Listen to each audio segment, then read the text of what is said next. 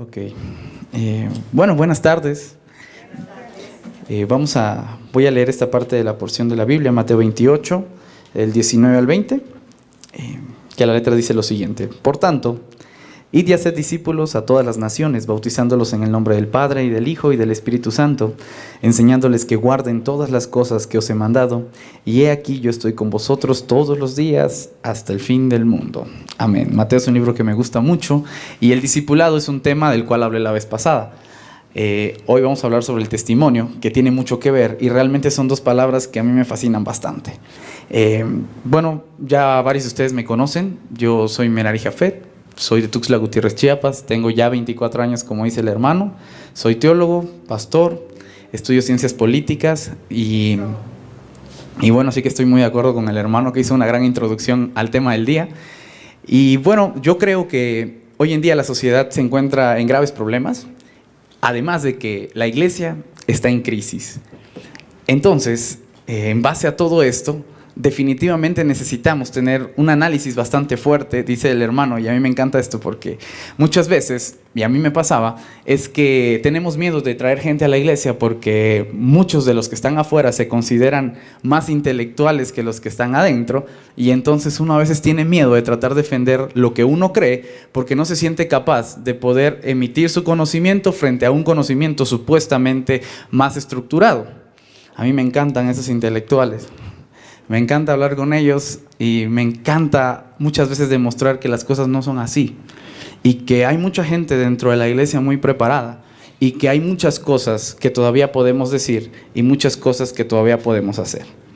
Así que para desestresarnos un poco y para poner un poquito relajados y no estar muy tensos el día de hoy, vamos a voltear a ver al que tenemos al lado, si tienen a alguien al lado, si no atrás, y le vas a decir, oye, Dios hizo un gran trabajo contigo. Si consideras que hizo un gran trabajo contigo, con la persona al lado. Y tú le vas a contestar, pero conmigo se lució. Ante todo la autoestima. Bien. Fíjense que hoy quisiera empezar con una pequeña metáfora, porque esta metáfora nos va a ayudar en todo el desarrollo del tema. Voy a tratar de no tardarme mucho, ya veo que hay Santa Cena también, entonces vamos a irnos un poquito rápido. Yo entiendo este asunto de estar en la iglesia y de estar sentado, estuve muchos años sentado, llevo muy poco acá de hecho, y entonces cuando hablamos de testimonio, a mí me encantaba porque yo siempre llegaba a la iglesia cuando era joven y me sentaba más joven. Y entonces llegaba, me sentaba y me encanta verlo sonreír. Eso quiere decir que no se van a aburrir pronto. Y entonces yo me sentaba en las primeras bancas, ¿no? Yo trataba de llegar y decir, voy a aparentar que me interesa. Y entonces, donde estaba sentado, yo recuerdo que siempre quien predicaba decía, oye, tú tienes que dar testimonio allá afuera, da testimonio en la escuela, da testimonio en tu casa, da testimonio en el club de soccer, da testimonio en el internet, en todas partes. Y yo decía, caray, ¿cómo se hará eso? Entonces de repente llegó el momento crítico en donde estás en una plática con unos amigos y de repente todos los amigos dicen, no, que fíjate que va a haber una buena fiesta el viernes por la noche.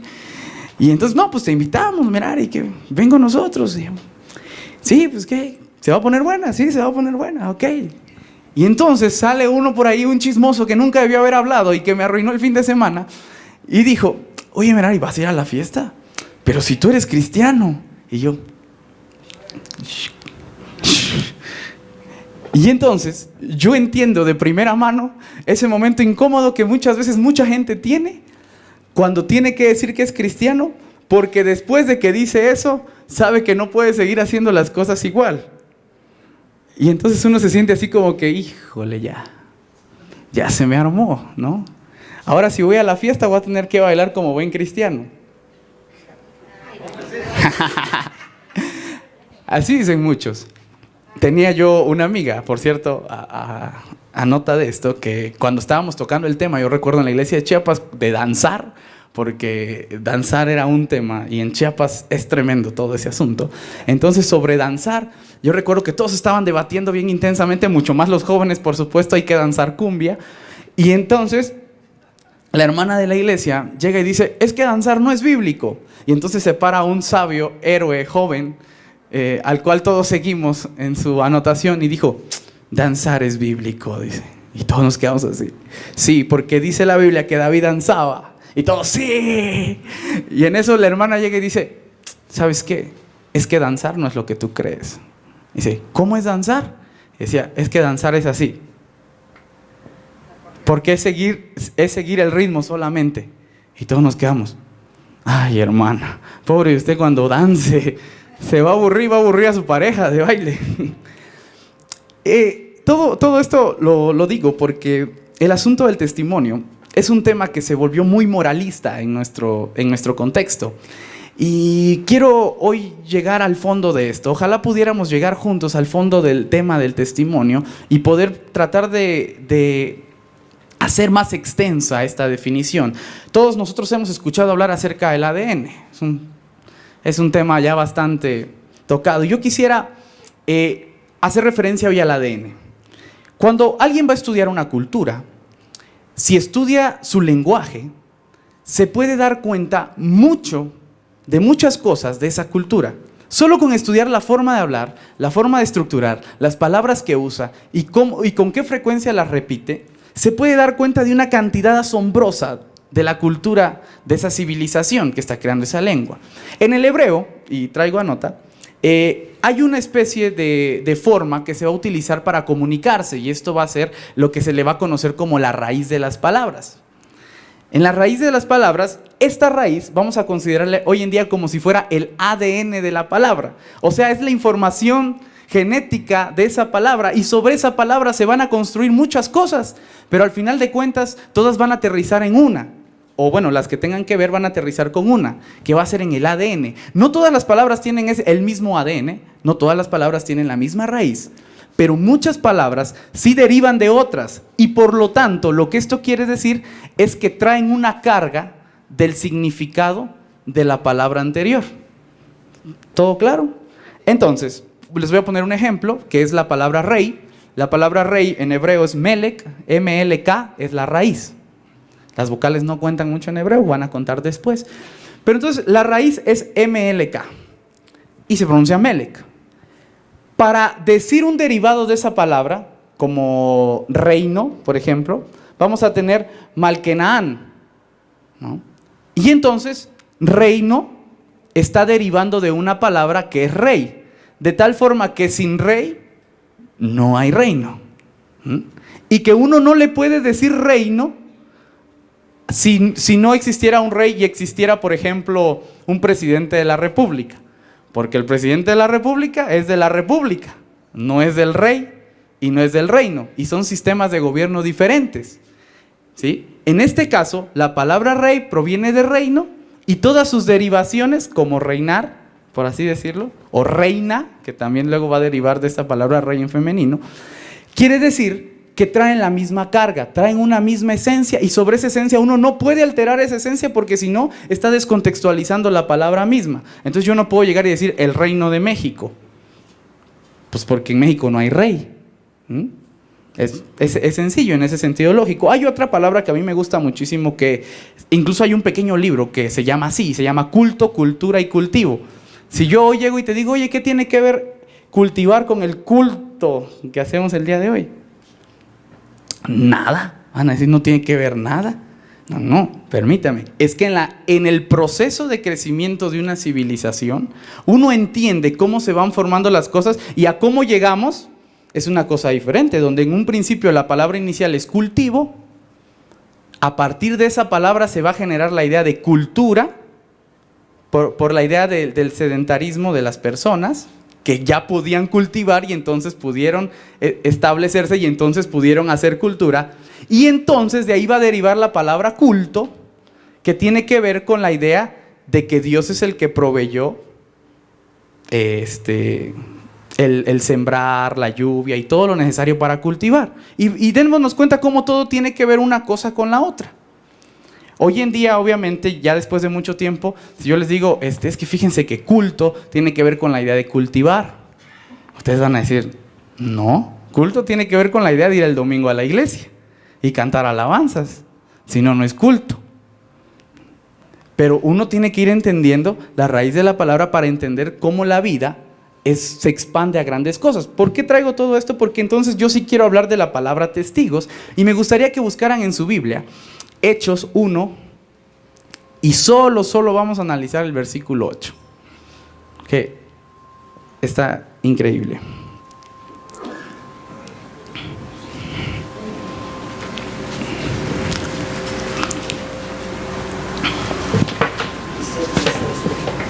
¿Alguien que pueda leerlo? Con voz fuerte, así segura. Hermana. El versículo 8. 1:8. Pero recibiréis poder cuando haya venido sobre vosotros el Espíritu Santo, y me seréis testigos en Jerusalén, en toda Judea, en Samaria y hasta lo último de la tierra. Perfecto. ¿Me seréis qué dice? Testigos. Increíble.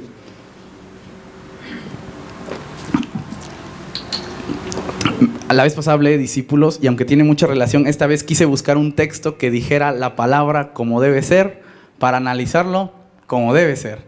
Y entonces, cuando nosotros llegamos y hablamos acerca de la palabra de testigos, está muy interesante porque en griego la palabra que se está manejando es martiria. Algunos dicen marturia, pero es como io, es una upsilon, martiria, que tiene que ver, ¿a qué le suena martiria? En español, ¿a qué le suena? A mártir, ¿no? Ok, bueno, déjenme contarles así rapidísimo, yo creo que ustedes ya lo saben, pero es que cuando la Biblia está escrita en griego, posteriormente al avance de los siglos y por el dominio del Imperio Romano, el latín es el que va a tomar la fuerza. Después del latín, obviamente la Biblia se tiene que traducir al latín, aunque algunos hicieron trampa, y después del latín, cuando vienen las lenguas romances, entonces tenemos el español. De tal forma que si nosotros queremos entender la palabra testimonio, nosotros tendríamos que ver qué dijo el latín, porque está antes de nosotros, y qué dice el griego, que está mucho antes del latín. Y entonces, la idea del mártir, en este momento griego, tiene dos facetas. La primera faceta es la idea de que el mártir, o el martiria, es la persona que va a servir en un juicio como testigo de alguien. Estamos en un juicio y hay diferentes puestos jurídicos y entre ellos va a haber un testigo que es la persona que puede apelar ya sea a favor o en contra del acusado. ¿Por qué? Porque sabe lo que hizo, lo vio, pero no solo eso, sino que además se convierte en un responsable juntamente con lo que está diciendo. De tal forma, esa es la segunda parte del martirio, de tal forma que en un juicio, si yo digo, sí es cierto, él es culpable, y se encuentra que no es culpable, ¿a quién van a castigar? A mí, porque yo estoy funcionando como un mártir, yo estoy dando la cara, yo estoy poniendo mi voz, y yo estoy poniéndome dentro del juicio como un participante más. Y si él es libre, juntamente, yo soy también libre con él. Yo soy absuelto porque una vez que yo me metí como un testigo, estoy dentro del juicio, sí o sí. Y si se dan cuenta, son palabras que el mismo Jesús va a utilizar, que el mismo Pablo va a utilizar para apelar hacia Jesús. Porque dice, si con Jesús somos muertos, juntamente con él somos resucitados. Y tiene mucho que ver esta relación por el contexto de la palabra que se está usando. Sin embargo, en un momento van a llegar los latinos a traducir la palabra. El latín es un idioma que se está estructurando diferente al contexto griego. El latín, ya por una influencia helénica, está teniendo más una cabeza dual. Y entonces está generando dos momentos del verbo que son diferentes y que son más como que más mencionados. Y esto es un verbo en activo y un verbo en pasivo, algo que nosotros en español ya manejamos bastante. Y ahorita van a ver cómo llego allá. Este verbo en activo y este verbo en pasivo es que cuando llegan los latinos a leer el texto dicen, miren, acá dice martiria, ¿qué es? Bueno, entonces ellos se van a imaginar dos cosas diferentes y le van a poner dos palabras diferentes. La primera palabra, que es la que conocemos muy sencillamente, es la de mártir, que es el verbo activo. ¿Qué es el mártir? Bueno, el mártir es aquella persona que está dispuesta a sufrir, que está dispuesto a darlo todo, que está dispuesto a morir incluso por la convicción que él tiene. Y de ahí la palabra que incluso en español no cambia y se sigue llamando mártir. Y de ahí a todos los primeros cristianos que le llamaron los mártires. ¿Sí o no? Todos lo conocemos. Porque es la primera palabra que deriva inmediatamente del griego martiria. Sin embargo, como en la cabeza latina había otra idea, dijeron, pero es que hay que también tener en cuenta la otra parte. La otra parte es una parte pasiva, que es parte del mismo verbo, pero que en latín lo separaron en dos. Esta parte se le van a decir testificare, que realmente va a venir de esa raíz que tiene que ver con testis y facere. Son dos raíces. Y esto está apelando exactamente a lo mismo del juicio que les había yo dicho. Pero el latín entiende un poquito mejor que nosotros qué quiere decir testificar, qué quiere decir testimonio. Y entonces les explico qué quiere decir testis y facere, de donde formaron estas dos palabras. Testis tiene que ver con un testigo, y un testigo jurídico, al igual que en el griego. Y facere tiene que ver con el hecho de hacer algo. No es el hecho, y aquí me encanta aclarar esto, porque no es el hecho de decir algo, es el hecho de hacer algo. ¿Sí me explico? Y esa es la idea que los latinos van teniendo de la palabra. Cuando la Biblia se va traduciendo y cuando las lenguas van avanzando en el proceso, y entonces vamos a llegar al español, la idea de mártir se va a encapsular en un concepto contextualizado a un periodo histórico que tiene que ver con el periodo de los mártires.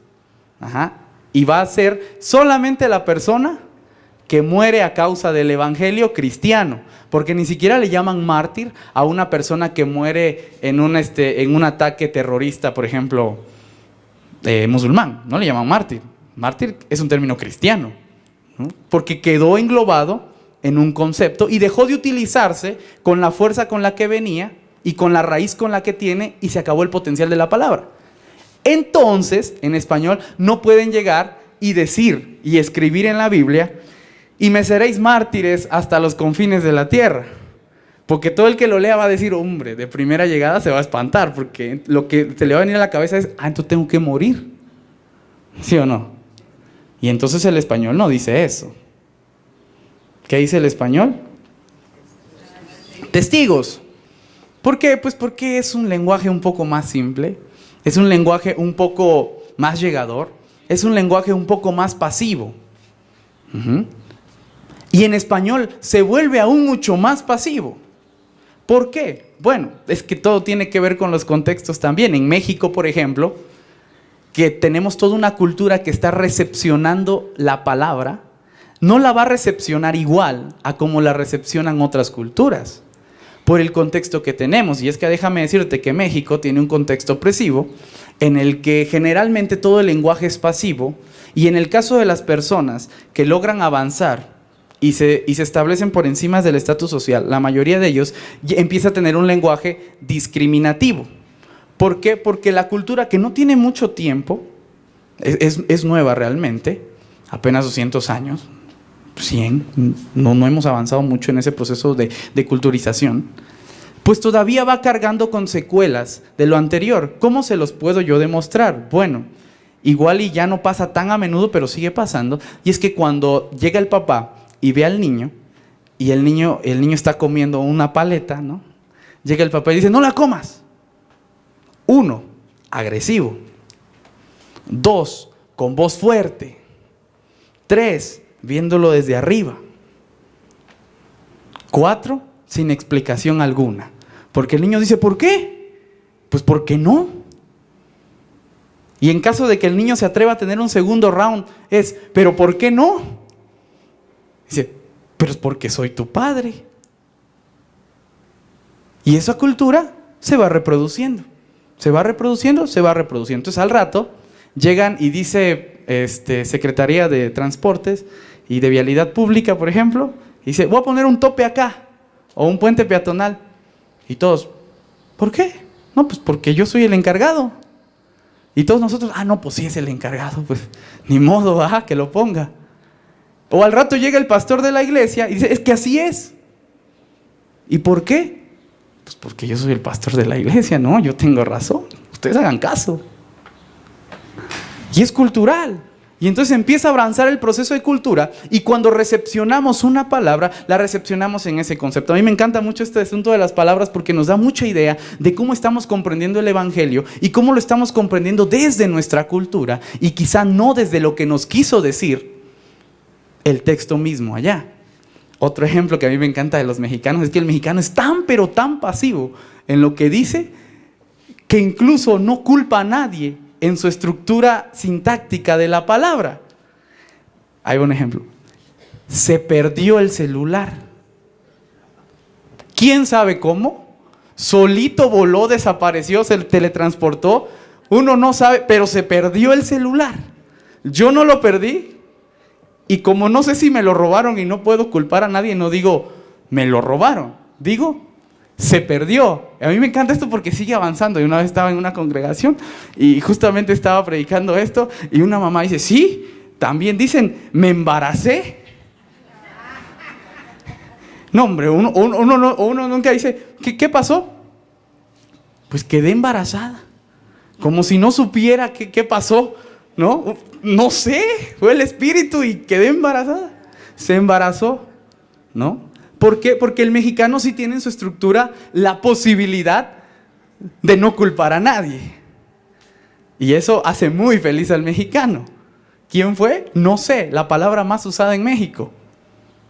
Y es que así es nuestra cultura. Entonces cuando de repente va a llegar palabras del texto hacia nosotros, como por ejemplo, testimonio, uno va a tratar de la manera que pueda de encontrar la menos responsabilidad posible. Y entonces cuando uno llega y dice, y me seréis testigos hasta los confines de la tierra, uno para empezar lo limita.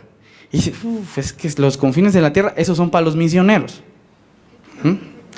Y me seréis testigo en Samaria y tal, pues los de allá que se hagan cargo.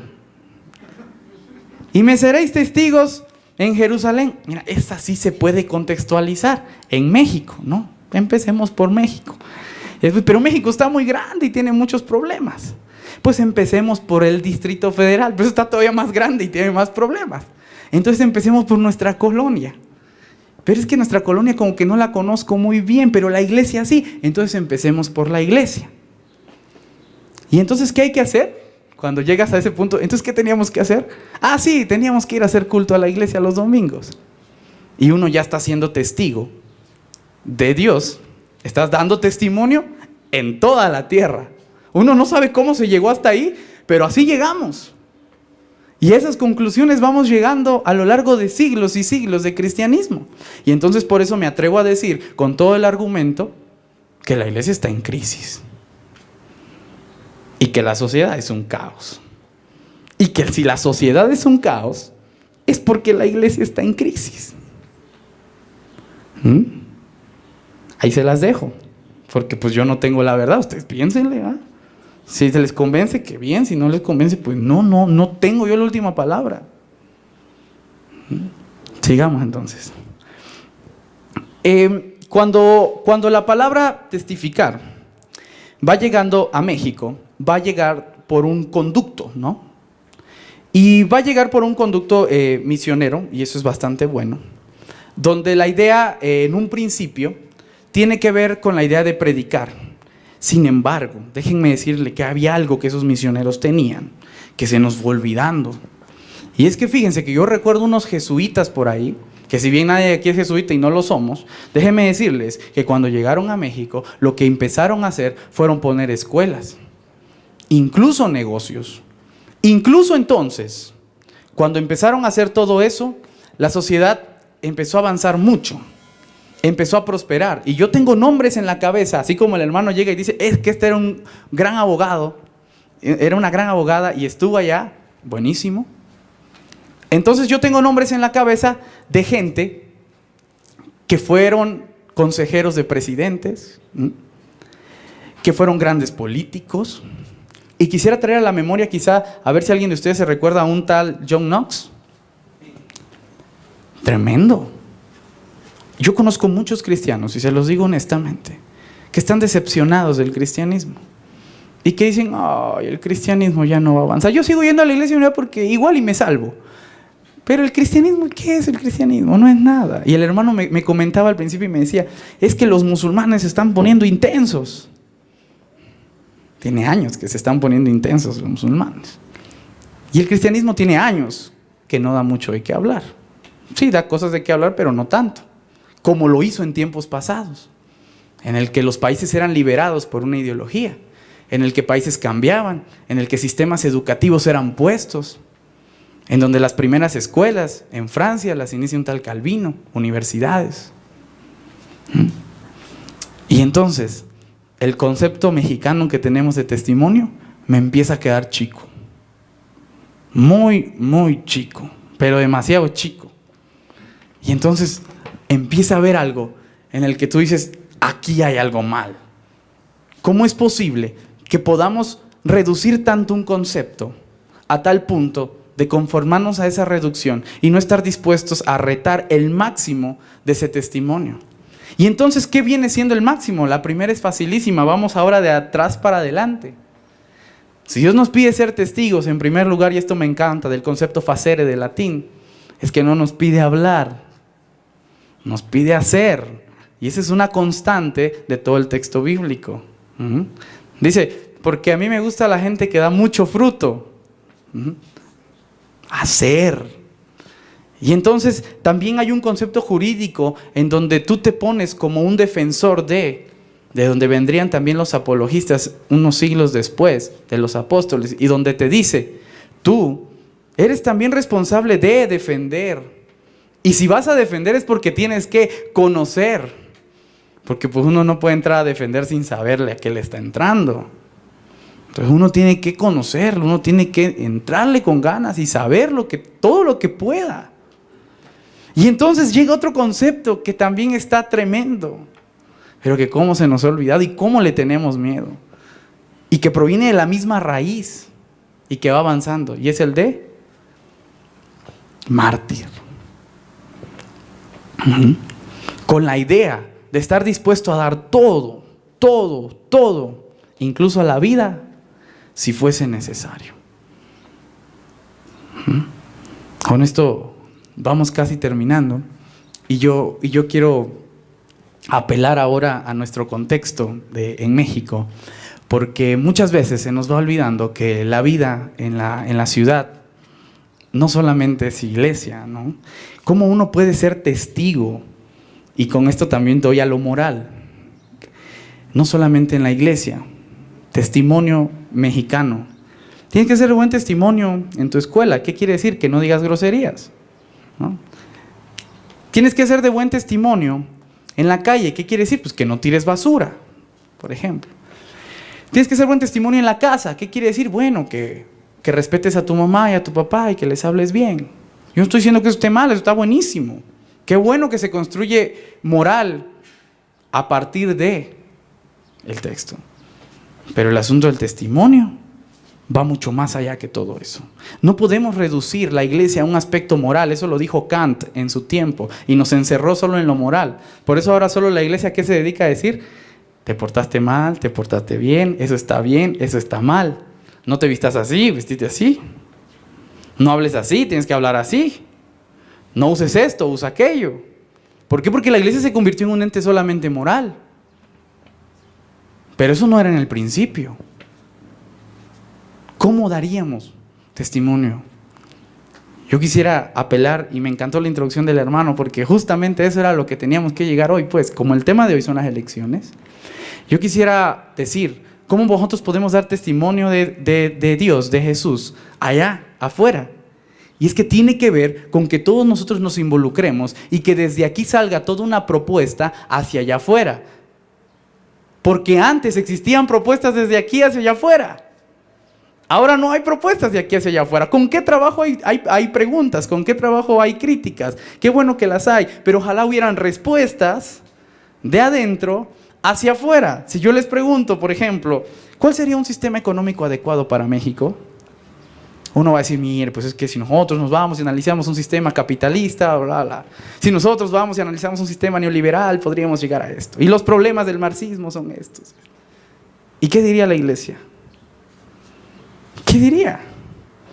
Hace mucho tiempo que no dice nada. Y si yo les pregunto, ¿cuál es una ética adecuada? Y entonces uno llega con el Catecismo Menor de Westminster y pregunta, ¿quién te creó? Dios. Y más preguntas que ya no se preguntan hoy y que ya no se responden hoy. Porque las preguntas de hoy son, ¿estás de acuerdo con el aborto? ¿Matrimonio homosexual? ¿Clonación? ¿Ciberteología? ¿Qué más? Cuestiones de hoy. Y no damos respuestas a cuestiones de hoy. Nos quedamos dando respuestas a cuestiones de antes. Y no es que esté mal, es que simplemente hay que seguir caminando. Dar testimonio es eso, es seguir caminando y es seguir confrontándose al problema actual siempre, siempre con la cabeza en alto, siempre de frente y siempre con los argumentos necesarios y siempre con la idea de que Jesús está confiando en nosotros para levantar su nombre. Y nosotros no somos capaces de levantar el nombre de Jesús. Decimos, ay, que Jesús lo haga. Si es su nombre, que lo levante, ¿va? Y nosotros no podemos hacer nada fuerte para que el nombre de Jesús digan, este es Jesús. Y todos cuando escuchen Jesús digan, no, pues Jesús sí. No, Jesús, mis respetos para Jesús. Podría sonar esto muy bonito, ojalá lo hiciéramos todos y qué buena onda que si lo pudiéramos hacer. Yo creo que lo podemos hacer, si no, no lo estaría predicando. Pero entonces a mí me gusta leer las cláusulas completas. Porque el texto no solamente habla del testimonio. Hay una cláusula antes de. Y quizá, y solo quizá, sea por ese antes que no hemos podido hacer nuestro trabajo como deberíamos de hacerlo. ¿Qué dice antes de hablar del testimonio? ¿Y recibiréis qué? Y recibiréis poder, dice, del Espíritu Santo. Qué curioso. ¿Cuántos de ustedes creen en el poder del Espíritu Santo?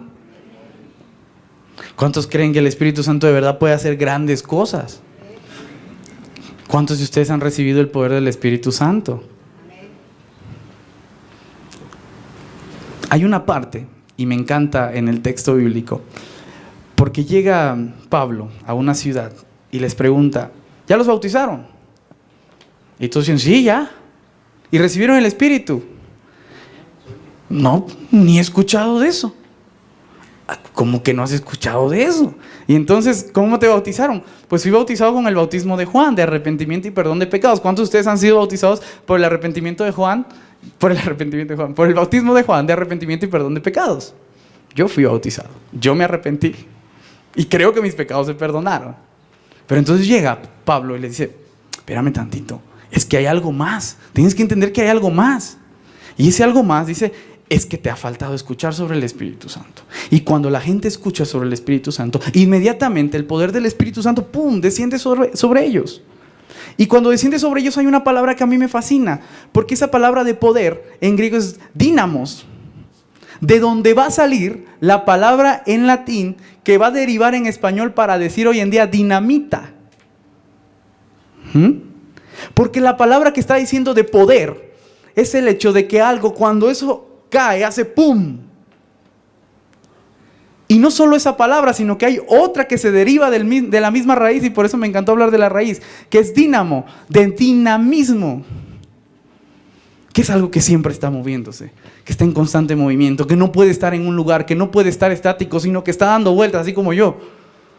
No me puedo parar nunca, siempre tengo que estar moviendo. Y la palabra que ahí se está usando es el poder del Espíritu Santo. Cuando haya llegado sobre ustedes el poder del Espíritu Santo, entonces podrán ser testigos. Entonces podrán hacer grandes cosas. Entonces las historias de antes van a poder replicarse nuevamente. Entonces vamos a sentir una fuerza dentro tan, pero tan grande, que vamos a decir, podemos hacerlo. No sé cómo, pero podemos hacerlo. No sé cómo va a pasar, pero vamos a hacerlo. Vamos a intentar que las cosas cambien, porque entonces tengo dentro de mí el poder y tengo dentro de mí el dinamismo capaz de hacerlo. Creo que muchas iglesias no lo hemos hecho porque nos falta creer que realmente tenemos el poder para hacerlo. Nos falta creer que tenemos ese dinamismo, ese Espíritu Santo dentro de nosotros, que nos va a hacer capaces de hacer todas estas cosas. A mí me encanta John Knox, porque John Knox era una persona que le giraba la cabeza muy bien. Que él se le movía, como dirían en mi pueblo, se le movía la ardilla muy bien. Era increíble, hacía grandes cosas, tenía grandes propuestas educativas, políticas, sociales, era tremendo. Sin embargo, la reina llegaba y decía: a mí no me da miedo todo lo que estos hacen. A mí no me dan miedo los ejércitos. A mí me entra en pánico cuando ese maldito de John Knox se arrodilla a orar.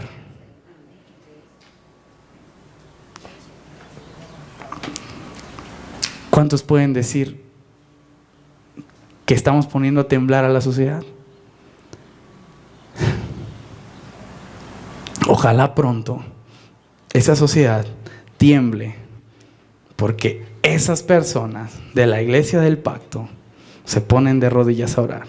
Y entonces sí, que se agarren bien, porque de aquí van a salir cosas grandes, porque pueden salir, porque podemos volver a creer, porque te invito a que vuelvas a creer que se pueden hacer grandes cosas, a que este país sí puede cambiar, y lo vas a cambiar tú.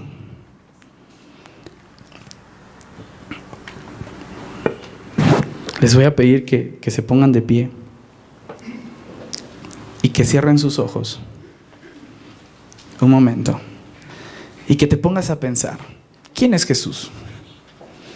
¿Por qué tengo que dar testimonio de Jesús? ¿Quién es? ¿Quién es para ti? No quién fue para David, no quién fue para el pastor. No, ¿qué ha hecho Jesús en tu vida? Para ti, ¿quién es Jesús? No qué hizo con Moisés, no qué hizo con los apóstoles, no qué hizo con Juan Knox. ¿Qué va a hacer contigo? ¿Qué es lo que va a hacer contigo? Ponte a pensar un momento. ¿Quién es para ti? ¿Por qué tienes esa obligación moral tan dentro de ser capaz incluso de dar tu vida por Él? ¿Darías tu vida por Él? ¿Estás dispuesto a ser testigo, como dice el texto? ¿Por qué nos impide tanto llegar a eso? ¿Por qué nos amamos tanto a nosotros mismos que no somos capaces de darlo todo? Yo sé que acá hay mucha gente preparada. Yo sé que acá hay mucha gente con estudios, con una gran carrera, licenciaturas, ingenierías, maestría. También tiene que haber un gran corazón para poner todo eso al servicio de Dios. Yo los reto a que de aquí salgan propuestas, a que de aquí salgan ideas. Me encantaría verlos en una rueda de prensa diciendo: wow, la Iglesia del Pacto propone esto y dice esto y argumenta esto. Me encantaría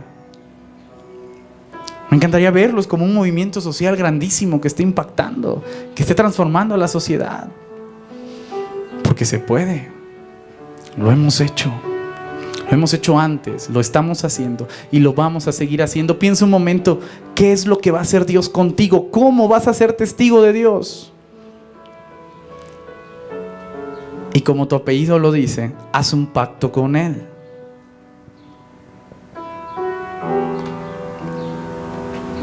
Dile: Dios, esto es lo que yo tengo que hacer contigo. Vamos a cambiar juntos este mundo. Vamos a cambiar juntos la realidad de nuestra vida. Yo creo que se puede hacer. Padre, pongo en tus manos la vida de todos los que estamos acá, Señor. Porque muchas veces lo que necesitamos no son grandes palabras, Señor. No son grandes estudios. Simplemente necesitamos la decisión para hacer lo que ya tenemos en nuestras manos. Ya está el Espíritu entre nosotros. Y Señor, si alguien aquí no ha recibido el poder de tu Espíritu Santo, yo te ruego, Señor, que tú lo toques hoy. Y Padre, que tu Espíritu se mueva fuerte en esta iglesia. Y Señor, que llene este lugar. Y que no les permitas estar tranquilos nunca, Señor, hasta que hayan hecho todo, Señor, lo que tú has planeado para ellos, Señor. Que nunca descansen, Señor. No les permitas estar tranquilos, Padre, hasta que ellos hayan entregado todo lo que pueden dar de ti. Y que tu Espíritu se mueva fuerte en ellos, Señor. Y que tu Espíritu les cambie su vida, Padre. Y que puedan entender que aún hay Dios en Israel. En ti dice el texto, en ti dice tu palabra, en ti esperaron nuestros padres. Ellos clamaron a ti y tú los libraste. Escucha hoy el clamor del pacto y de todas nuestras iglesias hermanas que seguramente también claman el día de hoy porque nuestro país cambie. Porque estamos hartos, Señor, de que siempre sea lo mismo. Porque estamos hartos, Padre, de tener que vivir como un pueblo derrotado en este país. Porque no puede seguir siendo así, Señor. Bendice a toda tu gente y levanta a todo tu pueblo, Señor. Únenos y ayúdanos a sacar esto adelante. Muévete, Señor, en los corazones de todos nosotros. Creo que se puede. Creo que podemos hacerlo. Padre, dejo este momento en tus manos, para honra y gloria tuya. Amén. Pues yo soy Merari Jafet. Esto es el testimonio que tenemos que seguir. Si alguien más está escuchando esto, recuerden, ustedes son la resistencia. Que Dios les bendiga. Amén.